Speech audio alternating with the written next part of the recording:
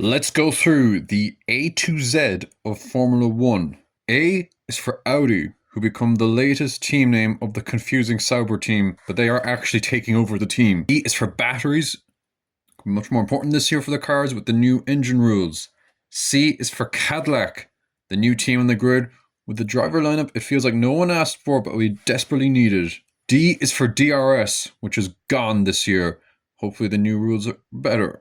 E is for engines, the new engine rules this year. Hopefully they'll be better. F is for FIA, who just re-elected their president for another term, which makes me think of another F word. G is for Gotifi.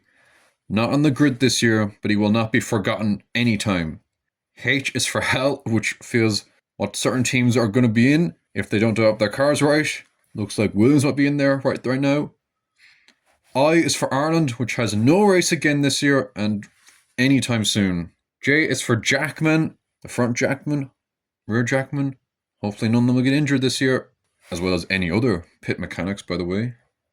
K is for curbs, which might be a bit less lethal this year with the reduced ground effect. L is for lapped.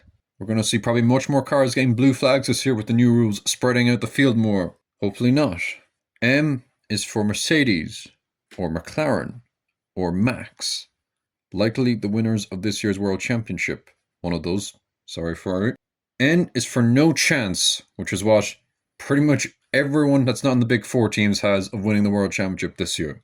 O is for overtake, which we're going to see a lot more of, I think, this year, particularly around tracks that were very difficult to overtake last year, like Qatar. P is for papaya rules. I'm sure we're going to see them discussed again this year, which of course often means an act of self-sabotage for McLaren. Q is for qualifying, which is often the most important part and most exciting part of an F1 weekend. R is for radio messages. We love them, particularly the painful ones. S is for safety car. No more Aston Martin safety cars this year. It will just be Mercedes, and safety cars usually create exciting races. T is for ticket prices. After F1's recent growth, they're probably going to reach new diabolical heights this year, meaning it will just be no ordinary fans, just celebrities. U is for uncovered, the broadcasters' approach towards covering midfield cars, it seems. V is for volume. We're going to hopefully see a louder noises in the future from the engines and from the fans, of course. W is for water. You know, a leakage of water. X is for Xbox.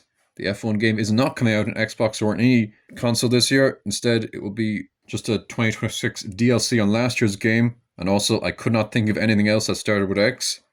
Y is for Yuki Tsunoda, who will not be on the grid this year. Instead, he is relegated to the Max Verstappen driver graveyard.